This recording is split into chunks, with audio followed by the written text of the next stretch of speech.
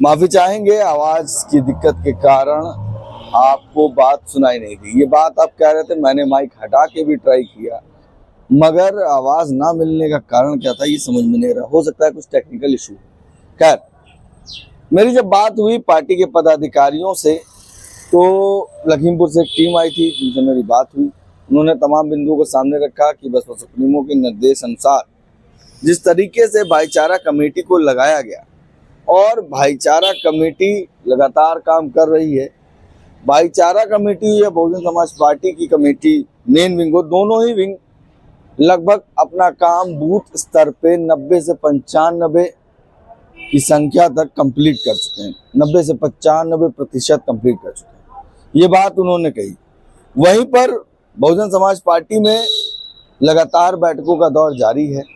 कल मैं प्रदेश कार्यालय की ओर जब निकला तो देखा काफी संख्या में गाड़ियां मौजूद थी। काफी संख्या में बहुजन समाज पार्टी के पदाधिकारी देखने को मिल रहे थे, नए पदाधिकारी भी और पुराने पदाधिकारी भी। उनके साथ कुछ नए सदस्य जो बहुजन समाज पार्टी से जुड़ना चाहते हैं वो देखने को मिले।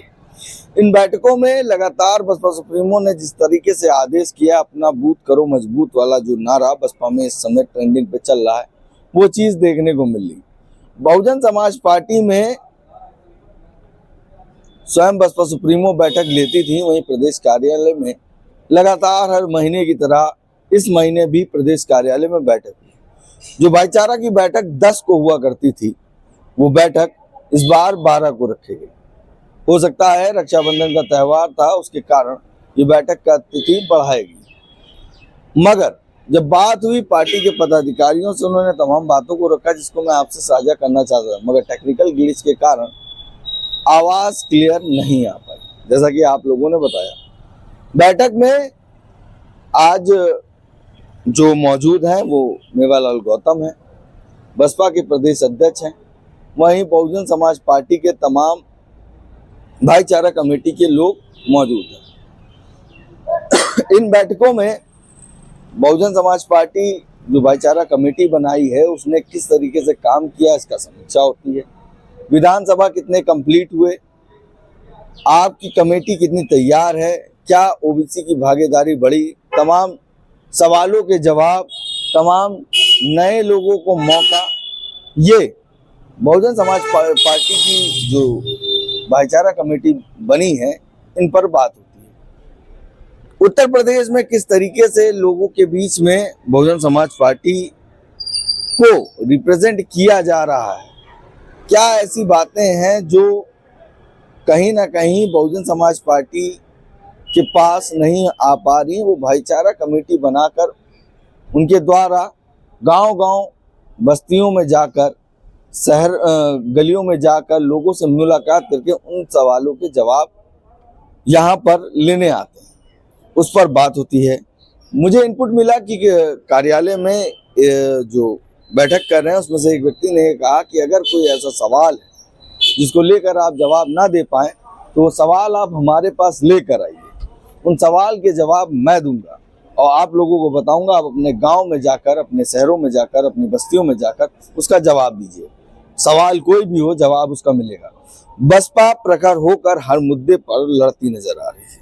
बहुजन समाज पार्टी में ये पहली बार नहीं कि भाईचारा बैठक हो रही, लगातार बैठक हो रही है, कमेटी तैयार की जा रही है। भाईचारा कमेटी आपको कार्यक्रमों में भी देखने को मिली और कहीं ना कहीं ओबीसी की भागीदारी बढ़ती नजर आई।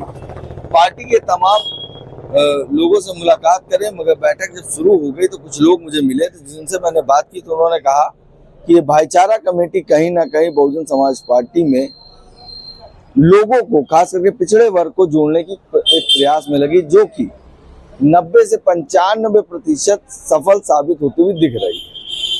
ये संख्या बताना, ये प्रतिशत बताना साफ साफ दर्शाता है कि जो बसपा का कोर वोटर था पिछड़े समाज का, वो कोर वोटर कहीं ना कहीं बहुजन समाज पार्टी की ओर मुड़ सकता है, या कह सकते हैं बहुजन समाज पार्टी से तमाम ओबीसी समाज के नेताओं को जिस तरीके से बसपा ने बनाया और आज वो बड़े नेता हैं, तमाम अन्य पार्टी में दिखाई दे रहे हैं। वहीं पर जब भाईचारा कमेटी दोबारा ओबीसी समाज की बनी तो वो कमेटी बहुजन समाज पार्टी को एक नया रुख, नया अंदाजे बयां के साथ सामने आ रही है और नए लोग अपने आप को बहुजन समाज पार्टी के द्वारा रिप्रेजेंट कर रहे हैं लोगों को बीच में, तो ओबीसी समाज की भागीदारी बढ़ती हुई दिख सकती है। आप मेरे पीछे देख रहे हैं बसपा का प्रदेश कार्यालय और यहीं पर आप देखिए पीछे बहुजन समाज पार्टी के तमाम पदाधिकारियों को आपको गाड़ियां खड़ी दिखाई देंगी। वहीं पर तमाम पदाधिकारी लगातार समीक्षा में मौजूद हैं, उनकी समीक्षा की जा रही है। तो कल का माहौल जो था, कल मैंने देखा इससे कई ज्यादा संख्या में प्रदेश कार्यालय के बाहर गाड़ी थी। ये विजुअल आपके स्क्रीन पर जो आया होगा वो साफ साफ आपको बता रहा है कि इतनी बरसात होने के बाद भी नए पदाधिकारियों का बहुजन समाज पार्टी में जुड़ना, नए लोगों का बहुजन समाज पार्टी में आगमन होना कहीं ना कहीं साफ साफ दर्शा रहा है कि बहुजन समाज पार्टी में हाथी बिल्कुल धीरे धीरे चाल में चलते हुए लोगों को जोड़ते हुए नजर आ रहा है। ये बात सच है कि बहुजन समाज पार्टी इस वक्त अपने वोटरों के साथ बात कर रही है। ये बात सच है कि बहुजन समाज पार्टी लगातार अपने वोटरों के बीच में जा रही है, उन मुद्दों को सामने रख रही है। लगातार जिस तरीके से तमाम अत्याचार, तमाम मामले ऐसे हुए जिस पर बहुजन समाज पार्टी का डेलीगेशन वहां पहुंचा, तो वो गांव-गांव में एक नया जोश और जुनून आया और उनके अंदर एक ताकत आई लड़ने की। जिस तरीके से अत्याचार हो रहा है उस पर बहुजन समाज पार्टी का साथ खड़े होना कहीं ना कहीं उनको एक बल दे रहा था। बल कैसा, इस बात को भी समझिएगा कि जब कोई व्यक्ति के साथ कोई अन्याय हो रहा है, वहां पे बहुजन समाज पार्टी का डेलीगेशन उसके साथ पहुंचता है तो उसको लगता है कि उसके समाज के लोग उसके साथ खड़े हैं, तो कहीं ना कहीं जो अन्याय कर रहा है उसके ऊपर भी दबाव बनता है और वो कहीं ना कहीं अगली बार किसी परिवार, किसी बच्चे के साथ गलत काम करने से पहले घबराता है। तो जिस तरीके के मामले हो रहे हैं उस पर बसपा साथ दिखाई दी, तो आज बहुजन समाज पार्टी में एक नया वोट बैंक जुड़ता नजर आ रहा है। ये बात कहना जल्दी होगी मगर बहुजन समाज पार्टी में काफी कुछ आए दिन नए अपडेट आ रहे हैं। पहले बहुजन समाज पार्टी में एक कमेटी गठित की गई कि सदस्य जोड़ो, फिर से कितने सदस्य हैं उसका आंकड़ा एक बनेगा। उसके बाद एक भाईचारा कमेटी बनाई गई। भाईचारा कमेटी का लगातार जो ग्राफ है वो बढ़ता नजर आ रहा है। उसमें ओबीसी और एससी जो कॉम्बिनेशन बना के बसपा ने रिप्रेजेंट किया, साफ साफ दर्शाता है कि बहुजन समाज पार्टी में पिछड़ों की बात बेहतर स्तर से होती थी, वो अब दिखाई देने लगी। वहीं पर माइनॉरिटी समाज की भी संख्या बढ़ती नजर आ रही है। लगातार लोग बहुजन समाज पार्टी को ज्वाइन कर रहे हैं। प्रदेश कार्यालय में बसपा सुप्रीमो जो बैठक करती थी उसके बाद कोई और बैठक ऐसी नहीं देखने को मिलती थी। अब प्रदेश कार्यालय में भाईचारा की भी एक लौती बैठक होती है हर महीने। इस महीने 12 तारीख को बना, अभी तक के मैंने जो देखा तो हर महीने 10 तारीख को ये बैठक हो रही थी। कहीं ना कहीं बसपा सुप्रीमो ने यह निर्देश किया है तभी ये बैठक संपन्न हो पा रही है। वहीं पर लगातार लोगों के बीच जाना, तमाम सवालों का जवाब देना, उनकी लड़ाई लड़ना बहुजन समाज पार्टी जिस तरीके से कर रही तो एक नए बदलाव देखने को मिले। एक्स पर लगातार बसपा सुप्रीमो का ट्वीट करना, हर मामले पर प्रखर होकर बोलना, यह भी दर्शाता है कि बसपा सुप्रीमो कहीं ना कहीं अब चुप बैठने वाली नहीं है। जिस बात को बसपा सुप्रीमो 10 साल पहले कहती थी, अब वो बात तमाम राजनीतिक पार्टी कह रहे हैं। जब आग लगती है तो जिसका घर जलता है उसको तो दिक्कत होती है, मगर ये लोग खामोश थे तब जब सिर्फ किसी एक का घर जल रहा था, मगर अब दिक्कत सभी के घरों पे आई।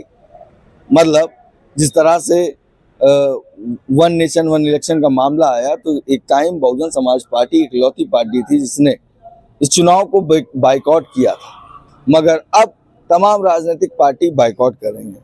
सदन शुरू हुआ, उस पर भी बसपा सुप्रीमो का ट्वीट होना, लगातार देश विदेश के मामले पे भी राष्ट्रीय पार्टी होने के नाते बसपा का बोलना दर्शाता है कि बहुजन समाज पार्टी हर मुद्दे पर बोलेगी। जहां पर देश हित की बात होगी तो देश के साथ बसपा सुप्रीमो और उनकी पार्टी खड़ी दिखाई देगी। वहीं पर एक बात और निकल के सामने आई जो कि सबसे बड़ा विषय था कि बहुजन समाज पार्टी में